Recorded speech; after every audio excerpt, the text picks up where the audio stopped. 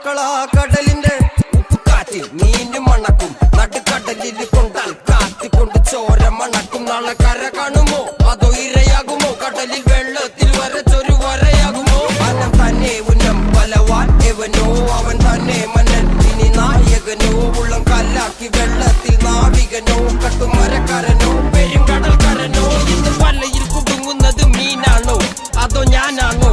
കടൽ മീനാണോ? നാളെ കര പോയി